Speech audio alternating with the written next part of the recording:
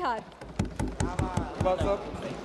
मौका देने के लिए सबका बीमा सबकी रक्षा विधेयक 2025 पर बोलने के लिए ध्यान से सुनिए, आप ही की बातें कर रहा हूं। अध्यक्ष जी, जब इस बिल पर बोलने के लिए खड़ा हुआ हूं और जब एफडीआई को 100% करने की बात हो रही है तो सचमुच मुझे 2014 के तत्कालीन मुख्यमंत्री जी की बातें बहुत याद आती है और मुझे लग रहा है कि आपको भी जरूर याद होगा। एफडीआई के बारे में क्या बोला करते थे, आपको भी जानकारी होगी। आज एफडीआई को 26%, 49%, 75% और 100% कर दिया गया। माननीय प्रधानमंत्री जी की तो बातें गिरिराज जी बहुत जगह याद आती है। पेट्रोलियम के दाम के बराबर याद आती है, रुपए की आती है, देश की सुरक्षा पर आती है, पर कैपिटा इनकम की आती है। अब हमेशा थोड़ा हमारी वैचारिक मतभेदता हो सकती है, लेकिन प्रधानमंत्री मुख्यमंत्री जी की बातें बहुत याद आती है। अब पता नहीं अब क्यों नहीं कर पाए, जाने कौन सी मजबूरी है। कोई यूं ही बेवफा तो नहीं होता, कुछ तो मजबूरियां रही होगी, मजबूरी उनकी होगी। अध्यक्ष जी, 100% एफडीआई वैसे ही है और उसमें एक प्रावधान लगा दिया गया है कि उसका हेड होगा एक व्यक्ति, इंडियन होगा, खुश करने के लिए लगा दिया गया। मुझे ईस्ट इंडिया कंपनी भी याद आती है। ईस्ट इंडिया कंपनी जब आई थी तो कब्जा करती थी और एक राजा को बोलती थी कि तुम ही यहाँ का मुखिया हो, और एक कानून से ईस्ट इंडिया कंपनी सरकार बन गई। इस बीमा में, इस विधेयक में किसानों के खिलाफ है, गरीबों के खिलाफ है और छात्रों के खिलाफ है।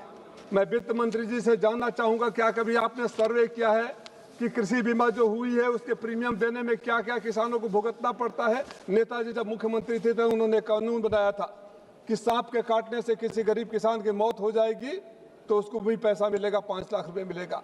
आज हमारे यहाँ जिस इलाके से आते हैं, कभी गर्मी के दिन में बिजली के तार जलने से खेत आग लग जाते हैं, बाढ़ से सब कुछ हो जाता है। छोटे छोटे किसान हैं और एक किसान वो होते हैं जिनके पास अपनी जमीन नहीं होती। आपकी किसान बीमा नीति में है कि उसका अपना जमीन होना चाहिए।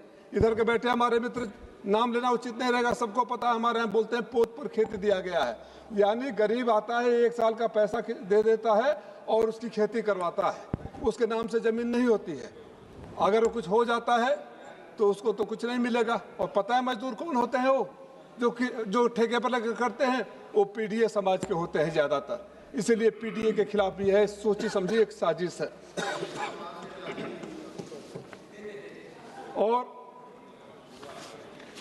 एक चीज का तरफ और संज्ञान लाना चाहूंगा, माननीय वित्त मंत्री जी का अगर ध्यान दे तो, गरीब छात्र होते हैं, पढ़ाई शुरू होती है, कोई आपदा आती है, कोई मुसीबत आती है, घर का मुखिया के देहांत हो जाता है, उस गरीब छात्र की पढ़ाई खत्म हो जाती है, उसके पास फीस जमा करने के लिए पैसा नहीं होता। इंश्योरेंस करना है तो उस सेक्टर में करो कि अगर कोई गरीब, और गरीब में फिर कह रहा हूं कि पीडीए है, इसलिए मैं बार बार कह रहा हूं कि पीडीए समाज के खिलाफ सोची समझी आपकी साजिश है। आप उनके लिए कुछ नहीं करते हैं। चिकित्सा सबसे महत्वपूर्ण विषय होता है। आपने आयुष्मान कार्ड का बड़े डंका बजाकर किया। हमारी सरकार थी उत्तर प्रदेश में तो किसी गरीब को अगर 40 लाख रुपए का भी अगर किडनी ट्रांसप्लांट और हार्ट का होता था उसको दिया जाता था। आज आयुष्मान कार्ड 5 लाख से ऊपर, आज की महंगाई का देख ले, 5 लाख में कौन इलाज होता है? आयुष्मान कार्ड लिमिटेड होता है। मुख्यमंत्री के यहाँ जाते थे, मुख्यमंत्री जी के यहाँ हम लोग लिख देते थे, किसी पद पर नहीं होते थे, कोई लिख देता था, भाजपा के साथी सबसे ज्यादा लिखते थे बेचारे, कि उनको कोई सुनता नहीं था, जितना होता आ जाता था पैसा। आज मुख्यमंत्री जी के यहाँ अगर 5 लाख लिखो तो 50,000 रुपया आता है, उदाहरण में दे दूंगा। और आपको भी झेलना पड़ रहा है। अब प्रधानमंत्री जी ने तो जब थे मुख्यमंत्री तो कहते थे मैं प्रदेश का मुखिया हूं, मुझे पता है कि केंद्र सरकार किस तरह परेशान करती है प्रदेशों को। आज भी हो रहा है। अब चूंकि इनकी मजबूरी है, लोग कह नहीं पाएंगे, अधिकतर राज्यों में उनकी सरकार है, तो ये उसी तरह की मजबूरी है। आप इधर एड्रेस करो। आप ही को कर रहे हैं सर, आप ही को कर रहे हैं। ये लोग उस लायक भी नहीं कि उनको हम जवाब दें। Don't give reply. जी yes, you are right sir, you are right sir.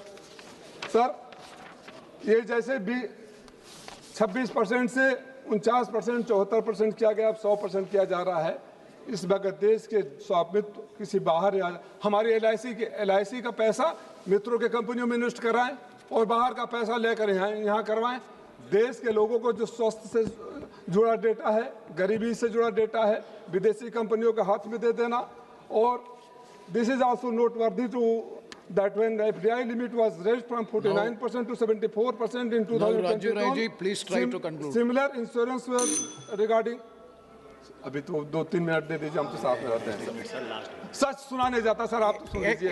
एक मिनट से कंक्लूड। सर मैं ये कहना चाहता हूँ कि ये जो विधेयक लाया गया है, जो ये गरीबों के खिलाफ है, इसमें सामाजिक सुरक्षा की कोई बात नहीं की गई है। सामाजिक सुरक्षा की जब जिस विधेयक में बात न हो, और खास तौर से किसानों को मैं चाहता हूं कि इसमें उस प्रावधान हो, पूर्वांचल के लोग जहां पश्चिमी उत्तर प्रदेश और हरियाणा और पंजाब की तरह किसान नहीं होते, छोटे छोटे किसान होते हैं, अगर उनके साल भर में 3 बार मुसीबतों से खेती नुकसान होती है, तो उन लोगों को भी जो कंट्रेक्चुअल खेती करते हैं उनको भी फायदा हो, और गरीब किसानों की सुरक्षा हो, गरीब छात्रों को पढ़ाई न रुके उसके लिए हो, और चिकित्सा के लिए चाहे जितना भी पैसा लगे पैसा देने की जिम्मेदारी सरकार ले।